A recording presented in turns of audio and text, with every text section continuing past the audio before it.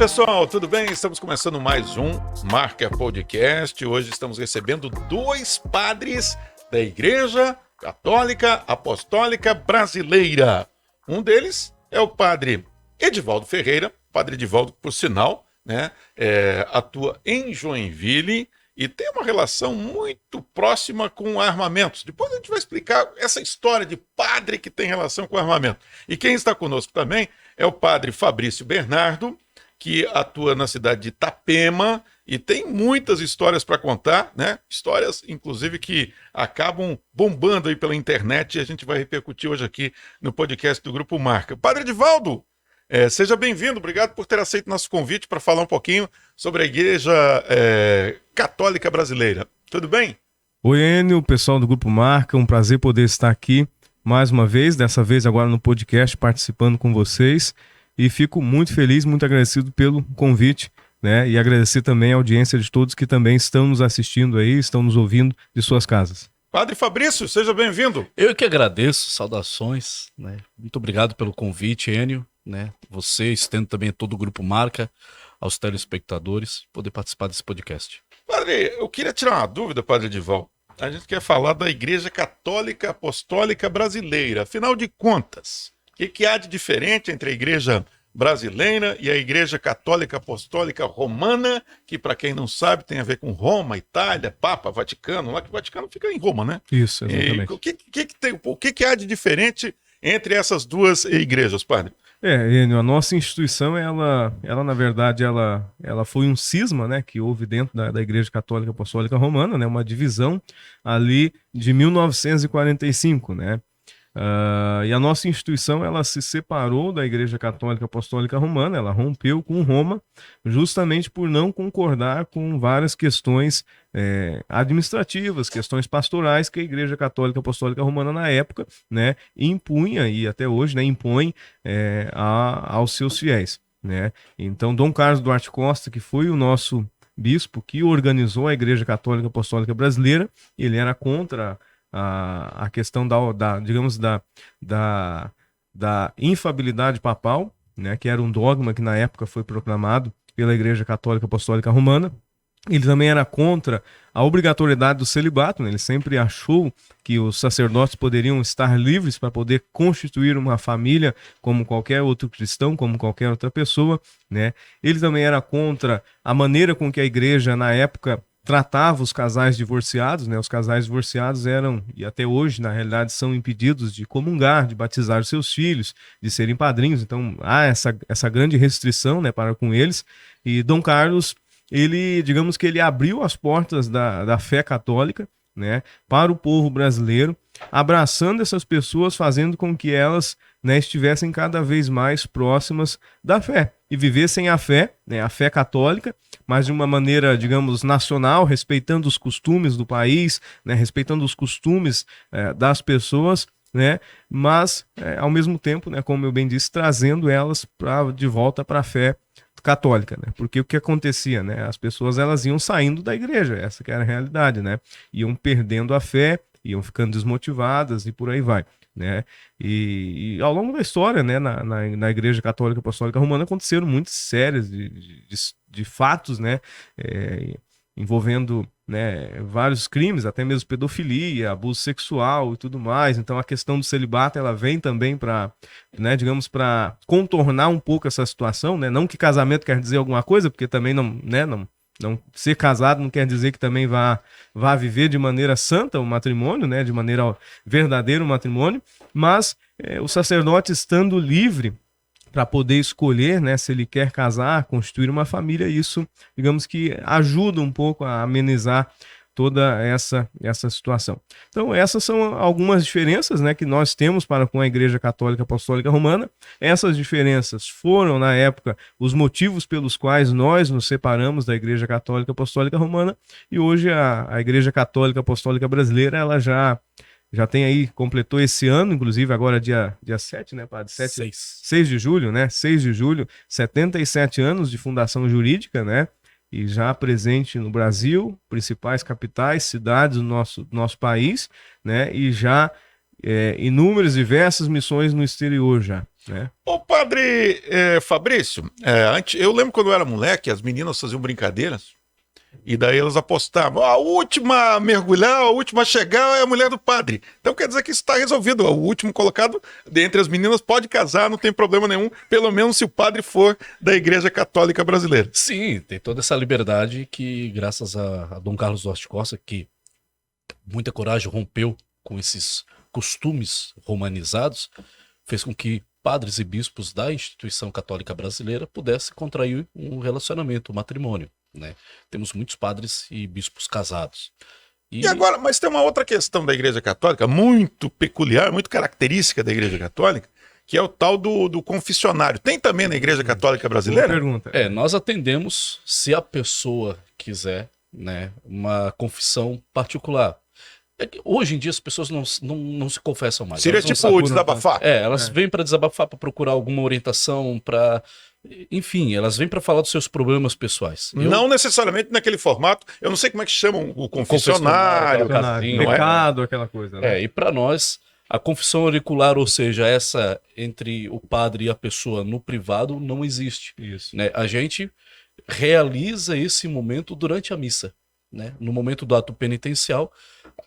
Isso vai de qualquer padre, mas eu particularmente gosto muito de trazer as pessoas numa oração mais profunda, tirando delas todo aquele peso, aquele pecado, e no momento da missa a gente dá a absolvição dos pecados. A pessoa confessa diretamente para Deus, né? Mas isso, claro, não impede da pessoa, padre, eu quero conversar com você, eu quero me confessar e tal.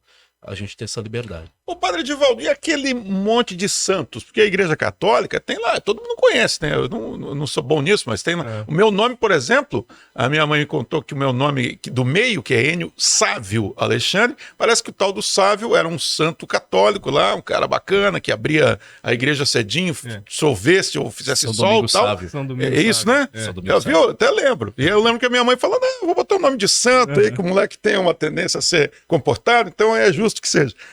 E como é que é a relação da Igreja Católica Brasileira com esses santos, que eu não sei se esses santos são da Igreja Romana ou eles foram adotados por todos, como é que funciona? Na verdade, é até algo que às vezes entra dentro de uma certa polêmica, né? Às vezes a gente é criticado por clérigos, às vezes por próprios leigos da Igreja Católica Apostólica Romana, né? Que falam assim, mas Nossa Senhora Aparecida é da Igreja Católica Romana, né? Como que vocês celebram a festa de Nossa Senhora Aparecida, sendo que ela é da Igreja Católica Apostólica Romana, né? Mas aí entra um detalhe muito importante. O santo, ele só é elevado aos altares de qualquer igreja católica, né? Se primeiro ocorrer a manifestação popular, a devoção popular. Então, na verdade, qualquer santo, ou, né, ele só é aquilo que é porque houve uma devoção popular que começou com o povo, né?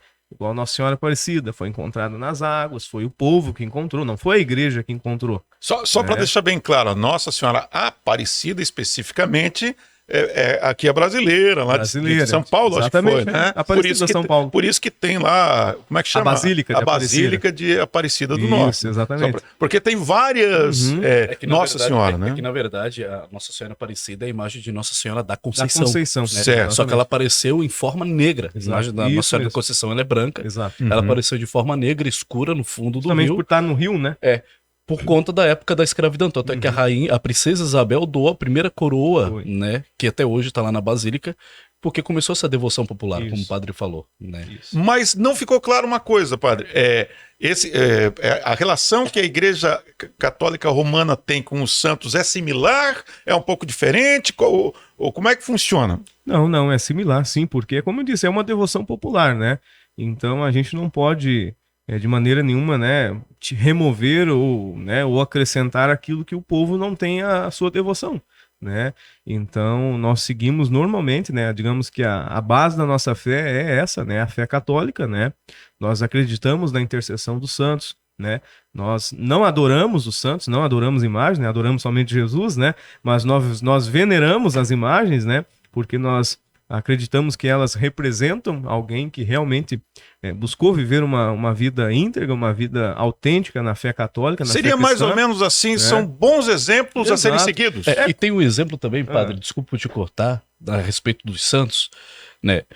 Para nós, que nós vivemos não uma instituição, a gente vive o princípio daquilo que é o catolicismo. Exatamente. Então, tudo aquilo que a Igreja Romana, de 1945 para trás, teve, nós mantivemos, né? A Igreja Brasileira manteve. E tem um detalhe importante nisso tudo. Tem um santo, para nós, que não é reconhecido oficialmente ainda, por exemplo, pela Igreja Romana, Isso. que Já é é o santo Padre pra nós. Cícero Do de Juazeiro. Juazeiro do Norte. Ah, legal. É. Para Inclusive- nós, Ele já já é é santo. canonizado santo. Ah, então a igreja brasileira Brasileira reconhece o Padre Cícero lá do Ceará como um santo. E Como tem uma santo. grande festa, Exatamente. né, lá no Nordeste, já Ele foi reconhecida. celebrado agora esse mês, Isso. agora, uma festa. Tem os romeiros, né? Tem. Sim. É E muito... para nós é São Cícero do Juazeiro. Exatamente. Ah, legal, não Mas, sabia mas disso. por que ele Tem. foi canonizado? Porque surgiu uma devoção popular, Uhum. né? E só fazendo o adendo ali a questão das imagens, né? Eu sempre gosto de comparar as imagens como uma foto, por exemplo, de alguém que faleceu da nossa família.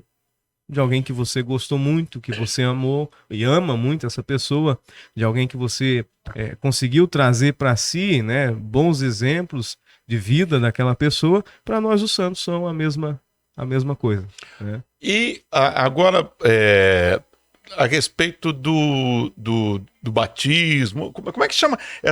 Não são celebrações, tem um nome que se dá para essas: batizado, casamento. Sacramentos. Sacramentos. Eles são válidos para uma pessoa que é separada, que já foi casada. Como é que foi? O que há de diferente na Igreja Católica Brasileira em relação à romana nesse aspecto? Bom, nós seguimos, como eu bem disse, a base da fé católica, né? Então nós temos também, além dos santos, a questão também sacramental, né? Os 7 sacramentos, né? Batismo, primeira Eucaristia, Crisma. Vamos lá, Padre Fabrício, que eu me perco na ordem. Vai lá. Batismo, Eucaristia, Crisma, unção dos enfermos, ordem, matrimônio E penitência. Pronto, exatamente. Então nós seguimos os 7 sacramentos também, né? Que o padre não lembrou do sacramento. O padre teve um branco enorme aqui. Fugiu da catequese. Faltei na aula. Faltou na catequese. Então, nós temos os 7 sacramentos, administramos validamente os 7 sacramentos. Mas, né, mas se o sujeito ele fez ele foi batizado na Católica Romana, fez a Eucaristia na Católica Romana, isso é levado em consideração? Ou ele precisa fazer de novo? Não, não precisa. De forma nenhuma. Entendi. Já ao contrário. Já ao contrário, não há essa já não há, reciprocidade. exatamente. Né? entendi. Hipocrisia é o nome disso. Exatamente. Então, mas, por exemplo, falou a respeito do divorciado, né? O divorciado, se ele quiser contrair um segundo matrimônio na Igreja Católica Brasileira, ele pode, né? Entendi. Porque o que nós acreditamos a respeito do matrimônio, né? Nós acreditamos que... Acreditamos não. O sacramento do matrimônio, ele é o único sacramento, né? Que ele não é celebrado pela Igreja. Digamos, ele é assistido pela Igreja, né? Porque quem celebra o sacramento do matrimônio são os noivos. Então são os noivos que unem e que fazem entre si as promessas matrimoniais. E a partir do momento que se quebra uma daquelas promessas matrimoniais, automaticamente se quebra o sacramento, já não existe mais, se rompeu, né? Então a gente tem aí certas situações que, é óbvio, a gente nunca quer que um casal se separe de maneira nenhuma, né? A família unida, a base da família é tudo. Mas há certas situações na vida, e a gente vê isso, né? Você que é jornalista acompanha muitos casos que talvez se a pessoa tivesse tomado uma decisão de ter se separado, poderia ter evitado um mal maior, né? Então há certas situações que se torna insustentável, né? Então é nesse olhar, esse olhar pastoral, entende? Esse olhar, né? É realmente assim do pastor que olha para as ovelhas e entende o que elas estão passando, a dor que elas estão passando, aquilo que elas sofreu, né? Sensibilidade. Exatamente, né? Isso. E não julga ela por aquilo que ela passou, porque muitas vezes ela não teve nem culpa, né? Vamos falar aí na questão de traição, por exemplo, de adultério, né? O cara vai lá e trai a mulher. O que a mulher tem de culpa da traição? Talvez não tenha, talvez não, né? Mas vamos falar numa hipótese que ela não tenha culpa nenhuma, né? Ela vai ser proibida de comungar, ela vai ser proibida de batizar o filho dela, vai ser proibida de ser madrinha só porque ela se separou do marido que traiu ela, entende? Então a nossa instituição olha nesse olhar pastoral, né? E não nega sacramento para ninguém. Padre, Jesus Cristo era praticante de que religião? Ele era judeu? Jesus era judeu. Pois é, então eu queria entender essa história aí. O cristianismo começou por conta daquelas pessoas que seguiam Cristo, mas ele tinha o que ele praticava o judaísmo, que difere bastante, né? Na verdade, ele rompia com as regras do judaísmo. Ele não concordava, né? com tudo aquilo que se praticava lá, né? Exatamente. E como é que é essa relação do cristão, né? Que o cristianismo surgiu por conta de Jesus Cristo, obviamente, mas como é que é essa relação do judaísmo com o cristianismo? Olha, eu não saberia comparar uma relação do judaísmo com o cristianismo, porque Jesus Cristo era um homem além do tempo dele. Né? Era um homem que rompia todas as regras que naquela época o judaísmo impunha na vida das pessoas, inclusive na vida de Jesus. Né? Como, por exemplo, não podia fazer nada, curar em dia de sábado. Né? Tem uma passagem clássica de Jesus na Bíblia. Jesus disse assim, qual o problema? Tem dia agora para curar? Né? E ele acabava rompendo todos essas formas hipócritas que a religião, né, entre aspas, a religião humana estava fazendo, ou seja, as regras você tinha que seguir e tal. Ah, não, porque como é que pode? Os seus discípulos vão comer e não vão lavar a mão. E Jesus disse, olha, não é aquilo que eles comem de fora para dentro que vai tornar eles impuros, é aquilo que sai do coração. Então, deixa eles comer. Inclusive tem uma outra passagem também que ele demonstrou uma certa indignação com lá no templo, que ele havia as pessoas lá que utilizavam aquilo para como se fosse do templo, né? Comercializavam de tudo lá. Né? E Jesus Cristo ia no templo para falar das palavras do Pai, e quando chegava lá tinha os caras vendendo pomba, os caras vendendo isso, fazendo aquilo e tal, e ele se indignou. Ele armou um chicote e botou aquela cambada toda para correr. Vocês fazendo da casa do meu pai uma casa de comércio? Né? E expulsou todo mundo. Então Jesus Cristo, ele quebrava esses paradigmas. Por exemplo, tem um texto que eu sou fascinado, que é com Maria Madalena. Quando aqueles caras pegaram ela pelo pescoço e jogaram aos pés de Jesus, porque ela foi pega em adultério. Eu gosto de ler a passagem umas 3, 4, 5 vezes, o mesmo capítulo. Por quê? Toda vez eu vou encontrando pecinhas diferentes. Por exemplo, eles pegaram a mulher, jogaram aos pés de Jesus. Jesus, pegamos ela em adultério e a lei de Moisés diz que nós temos que apedrejá-la até a morte. Detalhe, se ela foi pega em adultério, por que não trouxeram um cara que estava junto? Só trouxeram ela não cometeu adultério sozinha. Exatamente. Ou seja, eles sempre tentavam achar alguma brecha para pegar Jesus e acabar com ele. Porque todo mundo já sabia quem ele era. Só que vamos testar, porque em algum momento o cara vai falhar. E o que é que Jesus fez? Ele se abaixou, diz na palavra aqui, escreveu no chão. E eu interpreto isso, porque ninguém sabe o que Jesus escreveu no chão, mas eu interpreto isso como um gesto de profundo amor de Jesus para com aquela mulher. Por quê? Ele, na condição de filho de Deus, ele se abaixou, ele se reduziu, ele foi no chão para poder encontrar ela e perguntou para ela, eles te condenaram? Sim, Senhor. E ele, mas eu não te condeno. Se levantou, quem aqui não tem pecado que atire a primeira pedra. Isso é que fascina em Jesus. É muito forte, né? É muito forte. Então, essa coisa de que ele era judeu e que não vivia as regras do judaísmo faz com que as pessoas que se dizem hoje cristãos, porque são seguidores do Cristo, sigam aquilo que ele era. Um homem além do tempo dele. Alguns teólogos, né, dizem que quando Jesus se abaixou no chão e começou a escrever no chão, dizem que ele escrevia o nome de todas aquelas pessoas que estavam julgando Maria Madalena, né? E o interessante é que, ligando essas peças, né, que depois, né, foram saindo um por um, a começar do mais velho. Por quê? Porque o mais velho provavelmente tem mais pecado, né? Então, para ver exatamente. E sabe qual que era o que eu vejo, né? O maior problema na época da religião judaica, e hoje da nossa religião judaica cristã, né? O problema sempre foi a hipocrisia. Sempre foi esse. Né? Eu acho que o problema do ser humano maior sempre foi, na verdade, e até hoje, a hipocrisia, né? É você muitas vezes querer exigir algo do outro, algo que você não vive, algo que você não é, né? E se a partir do momento que o outro não vive, né? Aquilo que você está exigindo, né?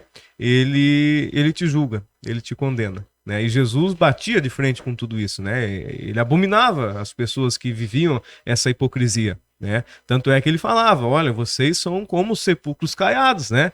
Por fora estão lindos, mas por dentro estão podres, né? Ô, padre Edivaldo, mas existe uma coisa, no judaísmo se guarda o sábado, né? O sábado é considerado o dia sagrado do judaísmo, e parte dos cristãos, eu não sei quem, me parece que os adventistas, não sei se tem mais, Jeová também, também tem essa tradição, né? De guardar o sábado. Entretanto, o domingo, que é considerado pela maioria dos cristãos, eu imagino, como o dia sagrado, o dia santo, afinal de contas, como é que essa guerra sábado e domingo, como é que começou e como é que se definiu? Uma parte dos cristãos acha que é sábado, outra acha que é o domingo. Como é que que conclusão que se chega a respeito desse tema? A questão do sábado e domingo. O sábado é por conta realmente da religião judaica, né? Eles definiram o sábado como esse dia, na época acreditavam na questão do próprio Deus Sol e tudo mais, etc., que era no sábado, etc. Então vem toda essa questão da tradição mesmo judaica, né? E para nós, cristãos, como que eu posso dizer, cristãos católicos, né? Uma parte das religiões evangélicas também, dos cristãos evangélicos, né? Tem o domingo como dia de guarda, né? Por quê? Porque Jesus ressuscitou ao terceiro dia, né? E segundo, né, conta a história do cristianismo, esse terceiro dia seria justamente no domingo, né? Então, para nós, o nosso dia de guarda é o domingo, né? Que é o dia da ressurreição, é o dia do Senhor, né? Tanto é que para nós católicos, a missa dominical é a missa mais sagrada, né? É a missa sagrada para nós, justamente por ter todo esse simbolismo e todo esse fato evangélico, histórico, né? Envolvendo a pessoa de Jesus, né? Então, é por isso. Agora existe alguns teóricos aí que afirmam o seguinte, né? Que eles não têm certeza se Jesus ressuscitou em corpo e alma. Vocês certamente já devem ter ouvido falar nisso. O que vocês têm a dizer a respeito disso com base no que a Bíblia, né? Que é a fonte afinal de contas, a fonte de todas as religiões cristãs. Né? Sim. Jesus, na verdade, ele sempre afirmou, né, que ao terceiro dia ele ressuscitaria, né? Ele ressuscitaria, né? E algo comprovado de que, de fato, ele ressuscitou de corpo, alma e divindade, né? Foi que quando Pedro e João foram até o túmulo, aliás, primeiro foram as mulheres, né? Foram lá, encontraram o túmulo vazio, de fato não se tinha ninguém no túmulo, não se tinha nenhum corpo, só estavam lá os lençóis, né, de linhos jogados no chão. Depois vai Pedro e vai João se certificar realmente se aquilo tinha acontecido. E realmente desce um anjo e diz para eles, não, ele não está aqui, ele ressuscitou, né? E depois, um pouco mais adiante, Jesus vai ao encontro dos apóstolos. Ele aparece, ele, né, entra no meio deles e mostra a eles, né, as chagas da ressurreição. Tanto é que um dos apóstolos, que era o Tomé, não estava lá no meio deles. E tudo isso acontece em torno desse mesmo evangelho, se não me engano, é o evangelho de Mateus, né, que conta a ressurreição. Tomé não estava lá no meio. Tomé perdeu a ressurreição, provavelmente por medo, né? Porque depois que Jesus foi crucificado, o medo era tão grande entre os discípulos que se viam também perseguidos, né? Como cúmplices. Exatamente, né? Pelo governo romano na época, o imperador, né? E correram, cada um foi para o seu canto, né? A maioria se reuniu. Tanto é que se encontravam as escondidas com Maria, exatamente. Né? Então a maioria correu, se reuniu numa casa, né? E nesse fato da ressurreição, Tomé não estava junto, estava em outro lugar. Foram até Tomé depois que Jesus apareceu no meio deles para contar, olha, nós vimos o Senhor, né? Tomé, não, mas não é possível isso, né? Eu só acredito se eu ver. A clássica frase de São Tomé, né? Exatamente. Acredito vendo. Só acredito vendo. Então foram, né? Buscaram Tomé, levaram Tomé e pela segunda vez Jesus aparece no meio deles. Tomé fica impressionado. Jesus pede que Tomé né, apertasse, tocasse nas mãos dele, tocasse no lado transpassado dele, justamente para Tomé ver que aquele era realmente aquele Cristo que tinha sido crucificado, mas que tinha ressuscitado, né? Então, o Evangelho de Mateus, ele nos traz claramente isso, né? E se nós cristãos acreditamos que a Bíblia é a palavra de Deus revelada a nós, então nós temos que acreditar que isso de fato aconteceu. E nós vemos sinais da ressurreição de Cristo em todo momento na nossa vida, né? A todo momento ele age em nós, né? E ele não poderia agir em nós se ele fosse um Deus morto, né? Mas sim, ele é um Deus vivo. Ô padre, como que é o nome? A gente acha foto na internet da Igreja Católica Apostólica Brasileira de Joinville? Acho assim. Procurem para mim. Como é que é o nome da igreja? Paróquia Sagrada Família Icabe. Paróquia Sagrada Família Icabe. Procura, porque eu quero tirar a seguinte dúvida com o padre Fabrício. Quando vocês se apresentam, alguém pergunta, qual é a sua profissão? Eu sou padre. Aí a pessoa, padre católico? Eu sou. E quando vocês explicam o que é da Igreja Católica Brasileira, o pessoal assimila bem, o pessoal entende? Existe preconceito? Como é que é a relação das pessoas? E é engraçado que assim, ó, quando a gente se apresenta em algum lugar, o pessoal diz assim, ó, ajuda de novo aí. Igreja, Paróquia Sagrada Família Icabe. Deixa eu ver aí. Paróquia Sagrada Família. Assim é bom, na hora é bom. É assim. Icabe, isso é AB. Eu só quero demonstrar, na verdade. Vai estar no YouTube isso aí? Tem alguma coisa, será? Eu acho que tem um canal nosso lá, tem Vamos alguma ver. coisa. Esse aí, daí é o nosso primeirão canal. aí. Tem imagem externa, será? Não tem. Ó, eu vou por interno. dentro. Por dentro, Essa Santa Missa. Aqui. Abre essa Santa Missa aí, vai. Obrigado, Neto. Ó, fica pequenininho, em caso que, principalmente quem está no celular, mas a gente, enquanto a gente está vendo ali as imagens, é uma igreja normal, tem lá as imagens, a diferença talvez seja a bandeira do Brasil. Vai pra ali, frente aí, bota mais pra frente. O altar. O altar, o sacrário, as imagens. É muito semelhante. Né? Alguém que entre ali sem perguntar vai ter dificuldade para assimilar que se trata da Igreja Católica Brasileira, eu acredito. Não, eu não Ele vai vejo. identificar facilmente? A maioria identifica, né? Porque assim, a gente sempre cuida muito com essa questão, justamente para não ter nenhum tipo de atrito, né? Pode observar que aqui do lado direito, no altar, né, nós temos a bandeira da Igreja Católica Apostólica Brasileira.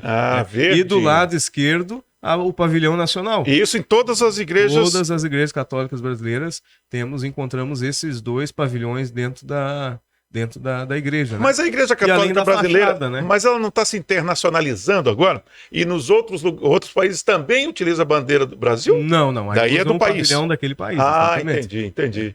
Daí, portanto, eu só queria justamente tirar essa dúvida. Então não há preconceito. E outra diferença também, é interessante aqui, é o uso do véu por parte das mulheres. A Igreja Católica Apostólica Romana, ela não que ela proíba, mas ela desobrigou isso. Então já se deixou de usar e nós usamos. Mas as mulheres têm a opção de não usar na brasileira? Não, de não usar, mas a grande parte usa, né? Como esse vídeo aí, tá todo mundo usando. Entendi. Legal. Legal. Realmente...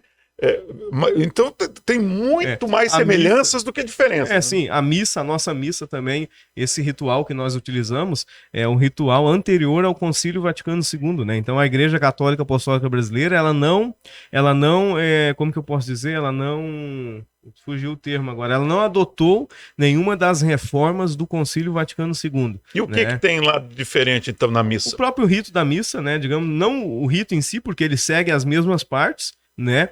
Mas algumas palavras, algumas ações litúrgicas do próprio rito da missa, né, são diferentes. Por exemplo, um exemplo aqui. Nós, ao saudarmos a Assembleia, a gente diz, o Senhor esteja com vocês. Aí a Assembleia responde, com você também. Na Igreja Romana é o Senhor esteja convosco. Que é aquele pronome antigo e tal, né? Exatamente. O nosso Pai Nosso, a oração do Pai Nosso, nossa, é a oração bíblica. Perdoai as nossas dívidas, assim como nós perdoamos os nossos devedores, porque vosso é o reino, o poder e a glória, agora e para sempre. Alô, meus credores, perdoai as nossas dívidas. E já na Igreja Católica Romana, eles reformularam também, né, o Pai Nosso, né? E além de algumas questões litúrgicas mais complexas, né? Por exemplo, aqui tem um vídeo aí, que é esse tempo da Septuagésima, eu estou falando sobre isso daí, que é um tempo litúrgico que a gente celebra antes do Natal. Né? Que é um tempo de preparação.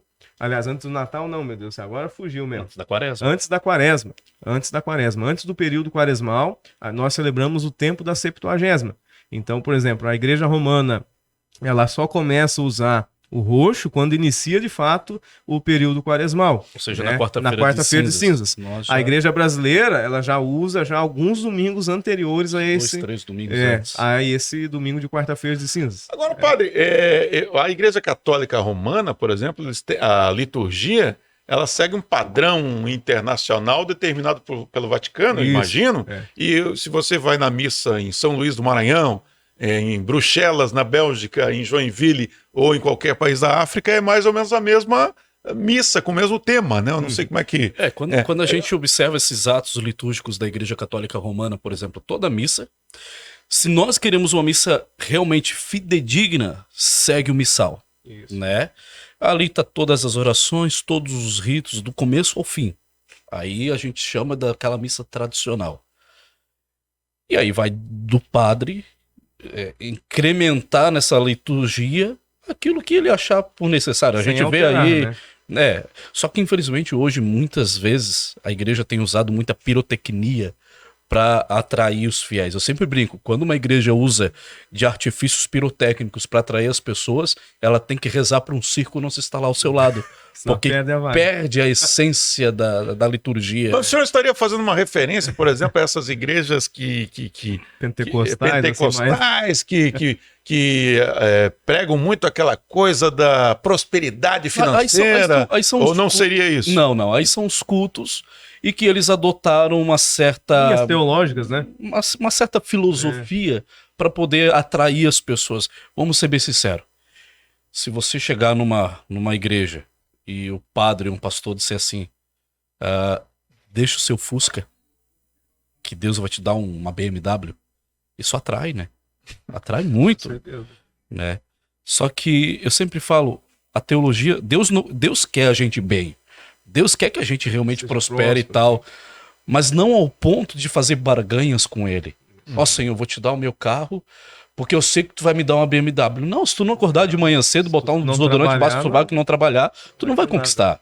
Né? E Deus não é um Deus de toma lá da cá. Esse é um grande mal que as religiões fazem. Pois é, padre, mas agora o senhor tocou num ponto que eu me lembrei aqui. Eu tenho muita gente, daí eu tô falando de católico. Eu não sei se católico brasileiro, romano, mas católico faz muito. Olha, se o meu time ganhar domingo, eu prometo que eu vou caminhar 20 quilômetros e depois eu vou dar 200 metros de salto com uma perna só. Isso não é fazer uma negociata com Deus? Assim, pelo menos uma tentativa, não sei se vai conseguir. Isso, pra mim, eu, Fabrício, falando, é uma das maiores imbecilidades. Né? Condicionar, né? Claro, eu não vou dizer assim, Senhor, porque tem muitas pessoas que fazem promessas mediante algum desespero. Senhor, cura uma doença que se eu ficar curado, eu tenho certeza que eu vou ficar curado, eu vou atravessar, por exemplo, a passarela da Basílica de Aparecida de joelho até o altar. Vou subir a escadaria de joelho. Bom, primeiro, Deus não quer sacrifícios de nós, porque o maior sacrifício já foi pago na cruz. Né? Porque a partir do momento em que eu começo a fazer negociação com Deus, eu acabo negando aquilo que eu rezo no Pai Nosso, seja feita a tua vontade. Né? Eu sei dos meus problemas, eu sei daquilo que eu preciso, mas eu confio naquilo que Deus quer para minha vida. E seja o que for, eu confio, porque Ele está no controle de tudo.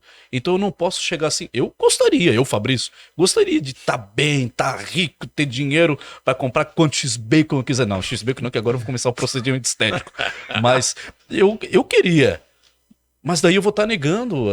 Seja feita a tua vontade. E o cara que faz assim, padre Edivaldo, olha, se eu me recuperar de tal coisa, eu não vou mais fazer aquela coisa errada que eu venho fazendo, né? Isso também não é muito legal não, né? Não, né? Porque é uma barganha, né? Por que você vai fazer uma barganha sendo que você pode mudar agora? Sem ter a necessidade de fazer isso, né? É igual o tempo de quaresma. Vou ficar 40 dias sem fumar. Boa. Vou ficar 40 dias, Senhor, nessa quaresma sem tomar uma cerveja. Aí de que adianta? Fazer isso aí, você continuar sendo um capeta na vida dos outros. Exato. Continuar falando mal da vida dos outros, a tua vida não vai mudar. A mudança, aquilo que a gente falou antes, não é o que vem de fora para dentro, mas é aquilo que vem de dentro para fora, do meu coração. Se eu não mudar lá dentro, não adianta eu fazer promessa. Exato. Né? Eu quero falar com o padre agora a respeito de armas. Você tem acesso ao material ou não? Enquanto ele fala, eu vou tomando esse café. Vai tomando café aí. Atenção. Não, a Débora tá aí. Ô, Débora, o padre Edivaldo, ele, de forma bastante curiosa, né? ele tem uma relação com... Ele é um defensor do direito das pessoas possuírem armas. Aí, inclusive, nós estamos vendo... Pode mostrar, eu quero que o padre vá dizendo o que é cada uma delas. Essas fotos. Aí está o padre concedendo uma entrevista na Assembleia Legislativa. Bonitinho, O que mais que tem aí? Olha, isso foi uma... O que foi isso aí? Conta pra gente, padre. Que foi a audiência, né, da audiência pública da efetiva necessidade, né, do porte de armas para o atirador esportivo, né, para o CAC, né, o caçador, atirador e colecionador em Santa Catarina. Então foi uma audiência pública, agora aconteceu falha de memória, 2 meses atrás, mais ou menos, né, lá na LESC, que ela tratou... Assembleia Legislativa Exatamente, em Florianópolis. Isso, que ela tratou dessa questão do reconhecimento da efetiva necessidade, né? Deixa eu ver o que mais nós temos aí. Manda para frente, vamos fazer um slide aqui com o padre. Aí tá quem que são essas pessoas? Que foi um evento no Beto Carreiro, né? Que tá o meu amigo Jorge Seif, né? Que foi ex-secretário da Pesca e Aquicultura do governo Bolsonaro, e o Marcos Polon aqui, né, do meu lado direito, né, que é o nosso presidente nacional do movimento Pro Armas, né, que é o maior movimento armamentista do Brasil, né. Ô padre, mas me fala um pouquinho disso. Quando a gente pensa em padre, né, a gente não fica imaginando que o padre tem uma 12 lá na sacristia e que se alguém entrar lá, corre o risco de ter que sair às pressas, se tiver sorte. Como é que é essa relação de um padre com armas? Então, Enio, na verdade, como eu sempre falo nas minhas entrevistas, né, não é algo que, digamos assim, surgiu do dia para a noite, né? A minha família, eu nasci no interior de Minas Gerais, a minha cidade tem menos de 5 mil habitantes, né? Que cidade que é? São Pedro da União, fica no sul de Minas, próxima... Aí a gente já tá vendo o padre num clube de tiro aí, né? Aí já no momento mais tradicional. Prazer, né? Então a minha cidade ela fica ali perto de Guaxupé, Poços de Caldas, né? Mais na divisa com São Paulo. E a minha família sempre foi uma família envolvida no mundo da caça, lá em Minas, né? Ali na época em que não existia proibição de caça, né? Então era, digamos, liberado, né? Minha família caçava... Olha, deixa eu interromper. Será que dá pra ver no celular isso aí, gente? Eu acho que dá, né? Isso.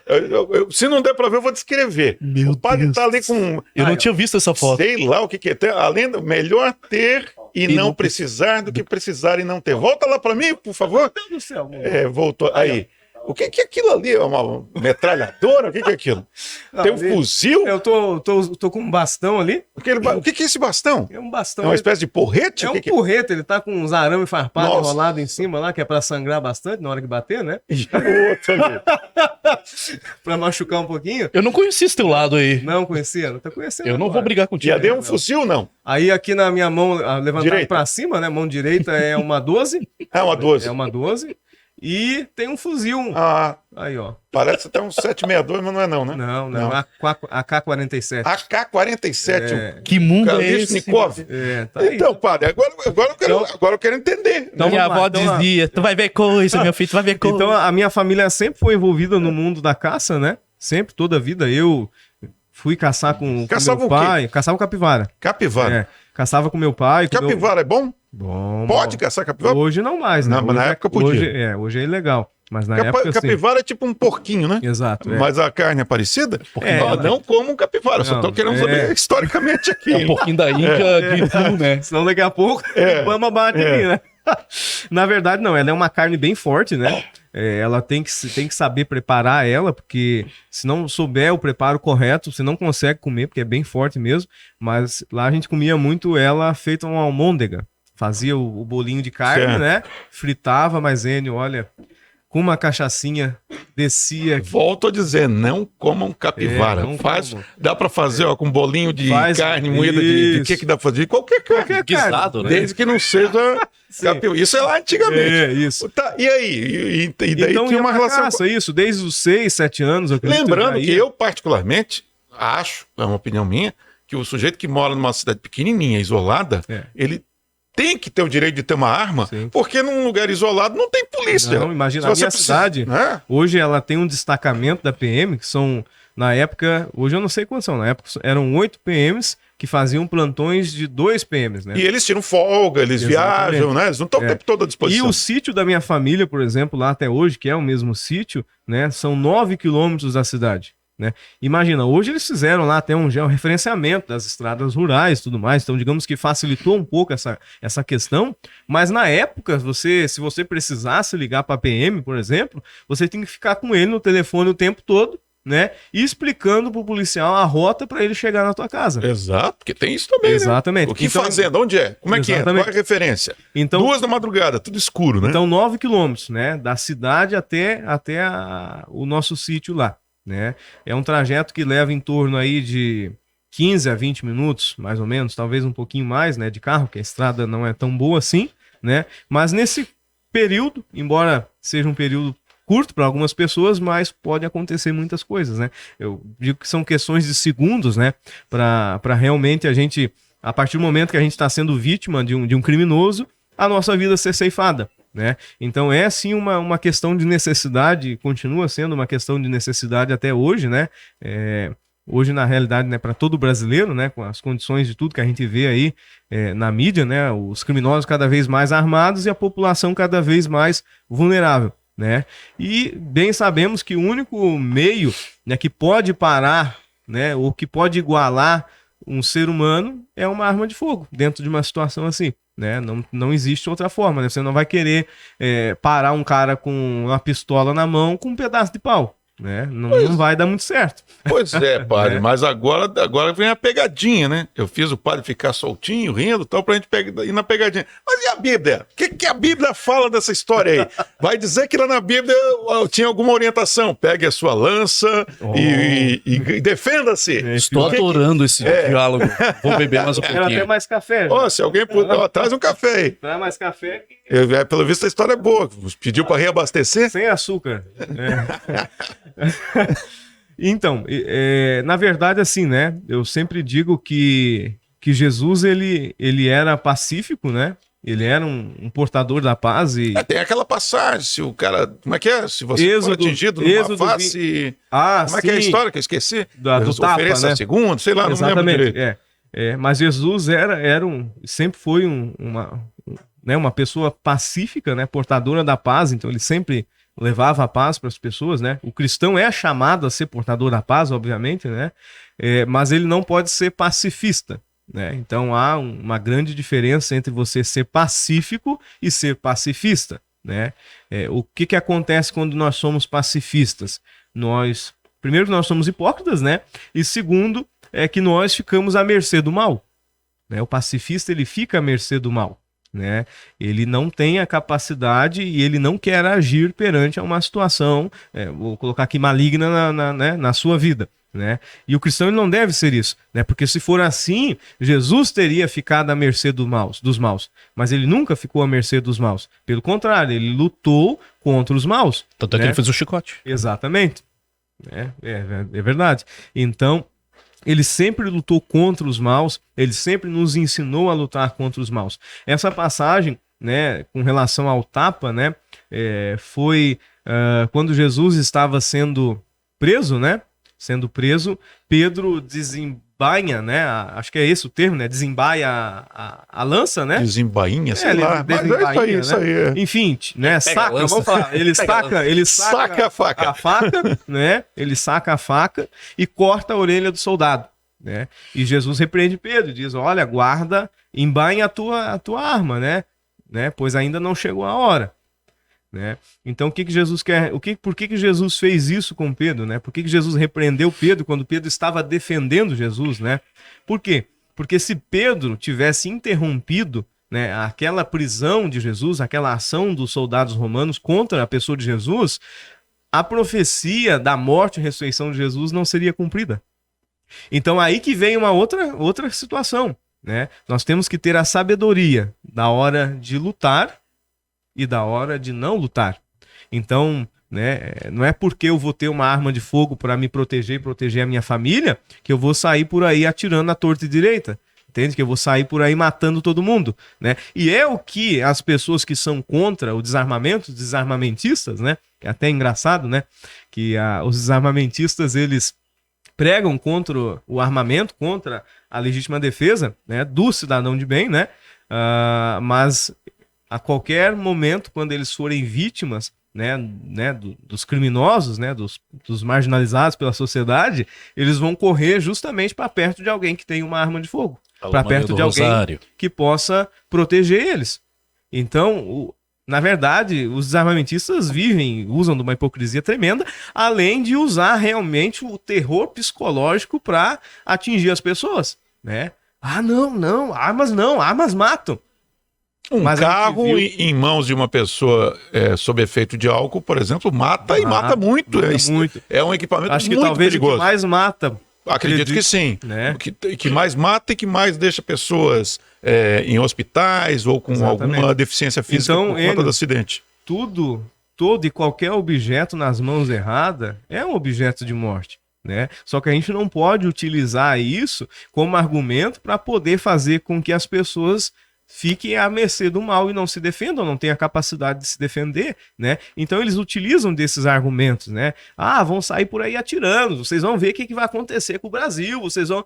Poxa, vamos ver lá o estado de Texas, né? Nos Estados Unidos, né? É um dos mais seguros do mundo. A própria Suíça, onde todo mundo tem arma, exatamente. País muito seguro, né? Exatamente. Então, isso é uma questão lógica. E no próprio Brasil, na realidade, né, de 2019 para cá, o índice de criminalidade, ele caiu assim de uma forma assim exorbitante, foi uma diferença muito grande. Enquanto isso, o número de armas legalizadas subiu de forma gigante também, exatamente. Né? Então a gente vê que realmente mais armas nas mãos de pessoas certas diminui a criminalidade. Né? O que acontece hoje? Hoje o bandido, ele assalta uma residência, ele faz uma família refém, né? Ele comete absurdos contra o cidadão de bem, porque ele sabe que o cidadão de bem está vulnerável e não vai poder e não vai ter a capacidade de se defender. Né? Mas a partir do momento que o cidadão de bem estiver armado, ele vai pensar duas vezes ao invadir uma casa, ao tentar assaltar alguém no trânsito, né? Então é realmente pela questão da defesa. Por quê? Porque é uma questão de lógica, né? A gente viu aí recentemente no Rio de Janeiro, né? Aquele baita tiroteio que teve lá numa favela, né? No Morro do Alemão, se não me engano, sim, né? Os caras usando metralhadora que derruba avião. E inclusive atirando contra o helicóptero da polícia. Contra o helicóptero da polícia. Então o que a gente vê também com toda essa análise, né? Que o Estatuto de Desarmamento, ali de, se não me engano, 2003, né? Que foi o Estatuto de Desarmamento que houve o deferendo, né? Contra o Estatuto de Desarmamento e tudo mais, que revogou, né? Algumas questões na época, né? Ele só deu mais, né? Literalmente, munição para a criminalidade. Por quê? Porque a criminalidade, ela não compra arma legal. Né? O bandido ele não tem CPF limpo, ele não tem cara limpa para ir numa loja comprar uma arma legal. Né? Por quê? Porque hoje em dia, para você ter uma arma legal, olha, é mais difícil que casar na igreja. Bem mais difícil que casar na igreja, né? Então não é qualquer pessoa que vai ter. A pessoa ela tem que ter, ela não pode ter antecedentes criminais, né? Ela não pode estar respondendo nenhum processo civil ou criminal, né? Ela tem que ter o teste psicológico, o teste de tiro. Então é algo complexo que realmente é para uma pessoa que viva uma vida correta, né, perante as nossas leis e perante aquilo que rege a nossa nação. E o bandido já não, né? O bandido ele tem a arma dele, a arma ilegal, né? Isso é um exemplo que a gente vê disso que aconteceu no Rio de Janeiro, das inúmeras apreensões que a polícia realiza, né, no Rio de Janeiro, em tantas outras cidades, né, em tantos outros lugares, que o bandido ele continua armado e o cidadão ele continua vulnerável. Pois quando eu estava no exército, eu lembro que tinha o capelão. Geralmente é um oficial, né, um patente mediana ali de tenente a capitão, isso. E que ele é um padre ou pastor, né? E eles andavam com a sua pistola, né?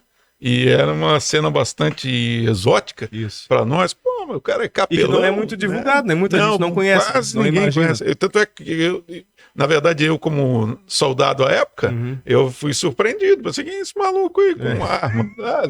Vai rezar a missa aí para nós hoje. Legal. Exatamente. Então, no exército, pelo menos nas Forças Armadas, né? Isso. O pessoal tem como natural, né, o uso da arma para defesa.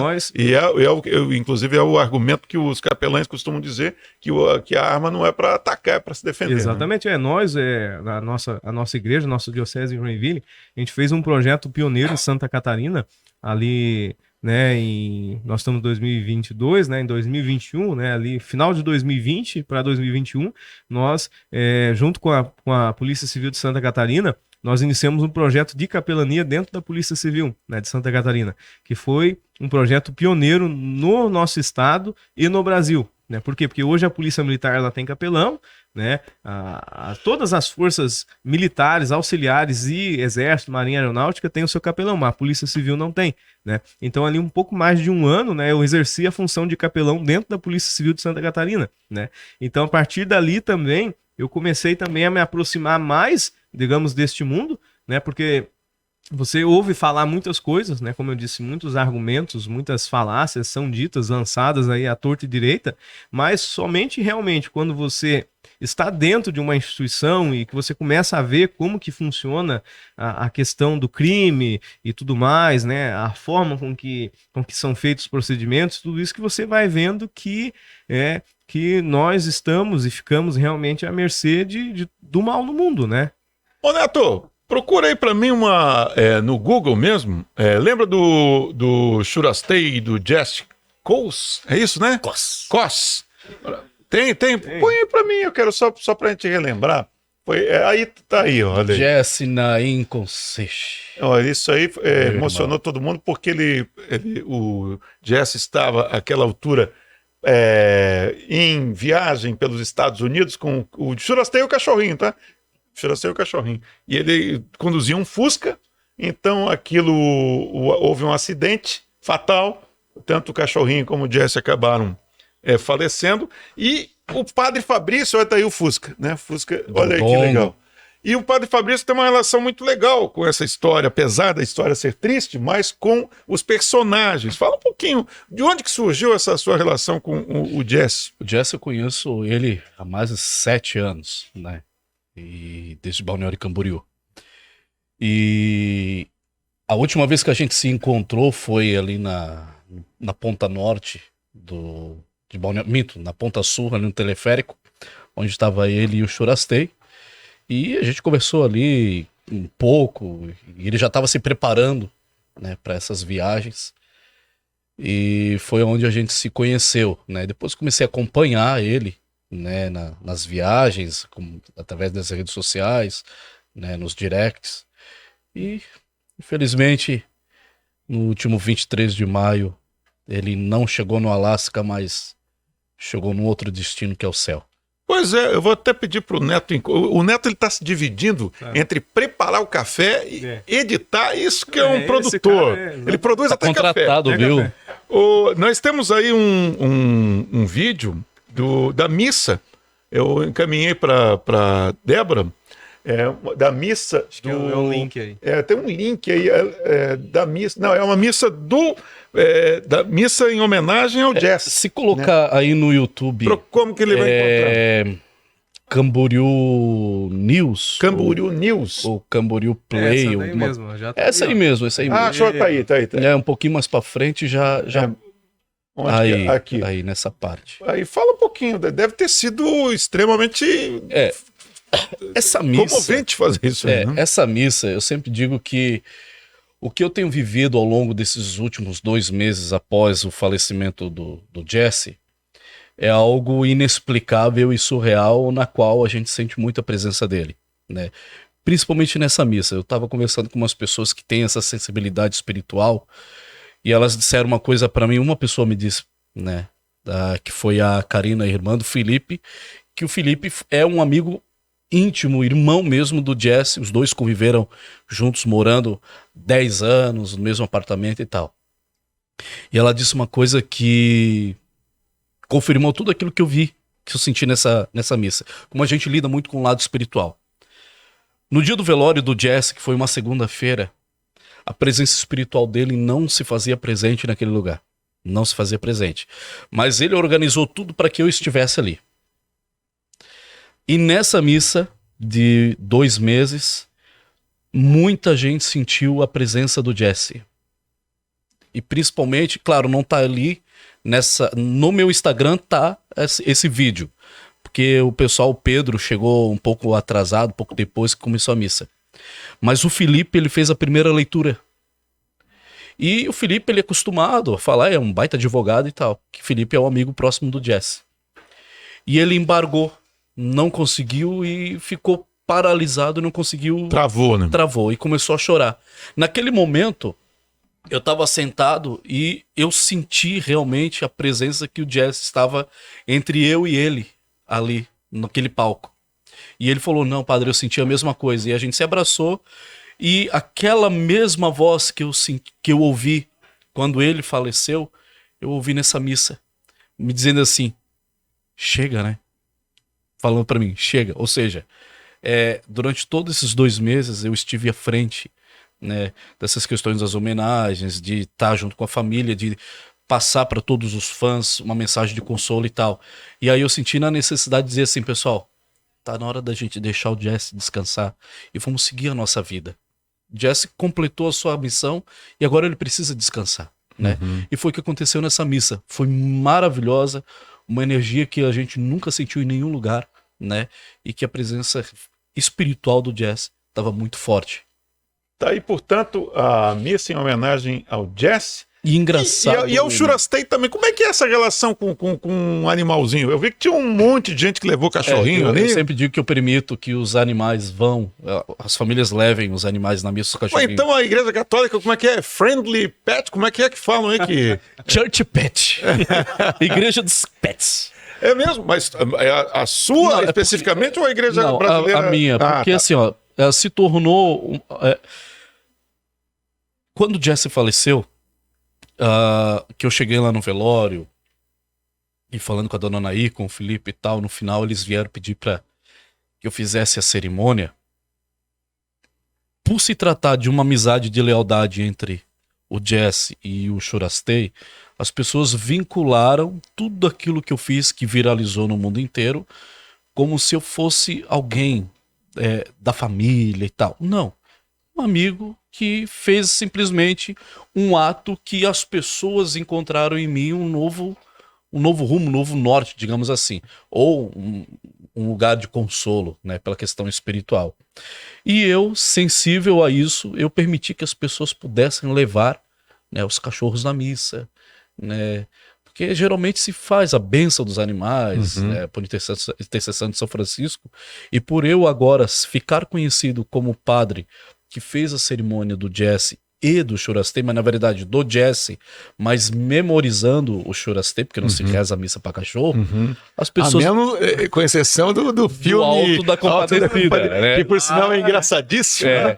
Que daí as pessoas vincularam a minha imagem, daí eu falei, não, pessoal, pode trazer os cachorros na missa, e as pessoas levam, é maravilhoso ver Inclusive isso. aqui em Joinville, o padre Fabrício, né, nós celebramos uma missa, eu e ele junto aqui em Joinville, foi dos 60 dias também, né? Foi dos um mês. Um mês, né? Ah, não, um mês, né? Aqui em Joinville, que foi bem bacana também, lá na minha paróquia. Tinha cachorro também? Tinha. Pra quem não viu, assista o Alto da Compadecida. O ator, eu acho que é o Rodrigo Cardoso que interpretava o padre, que é uma figuraça já falecido, e é engraçadíssimo a cena em que o padre é questionado sobre a possibilidade de encomendar a alma do cachorro. Em latim. Ele se nega até a hora que alguém fala, vai ter uma grana. Não, vamos respeitar os animais. Não é o caso do padre Fabrício. Obviamente que não tem nada a ver, mas o filme é engraçado. Eu levei um xingão de uma mulher. Não, mas por que tu fica menosprezando o Churastei? Tem que rezar porque o cachorro tem alma. Aí eu vou explicar pra mulher. Não tem alma.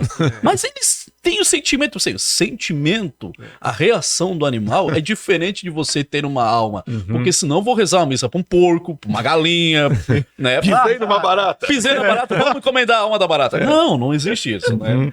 Mas é bom que se esclareça. Gente, olha, hoje nós recebemos aqui a presença dessas figuraças. Aliás, é muito legal. Eu fiquei surpreso, porque eu achei que a Igreja Católica Brasileira tivesse algum tipo de preconceito, e pelo visto não. As pessoas assimilam bem a presença da Igreja Católica Brasileira no Brasil, né? Sim, muito, né? Eu acho que no começo houve resistência, né? Obviamente, né? Na época, imagina ali em 45, né? Um bispo rompe com a Igreja Católica Romana, chega, digamos assim, trazendo mais liberdade para as pessoas, mais acolhimento, e na época os tradicionalistas obviamente odiaram isso, né?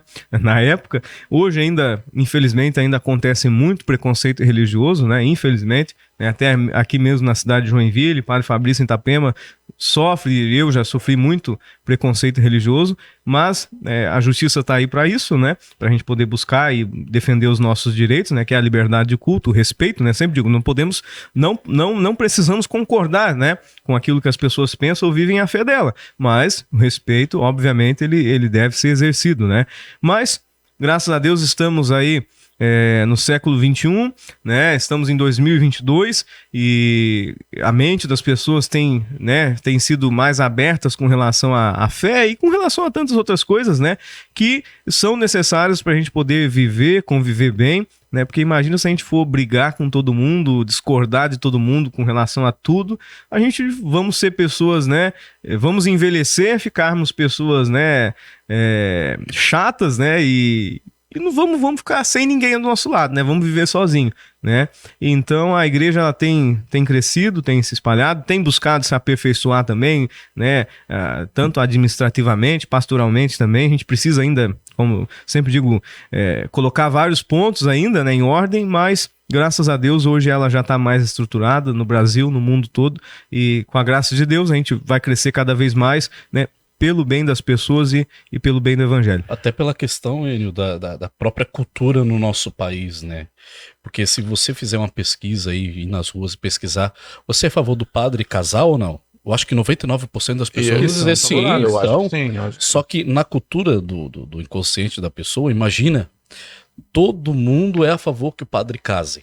Né? Eu tô falando da questão do celibato aqui na igreja brasileira. Lá na igreja romana é uma regra e a gente não vai discutir porque é uma liberdade religiosa da instituição.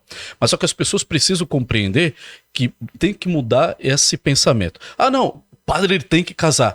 Mas aí se você encontra no shopping um homem de batina beijando na boca de uma mulher, já dá a pessoa vai Não. ficar escandalizada. Então tem que começar a mudar a concepção cultural do povo. Exato. Perante a isso, né? Não, o padre tem que casar, mas eu fico escandalizado se eu ver o padre beijando na boca da mulher. Né? Então tem que mudar essa concepção, né? Padre Fabrício Bernardo, Eis-me aqui. em Itapema.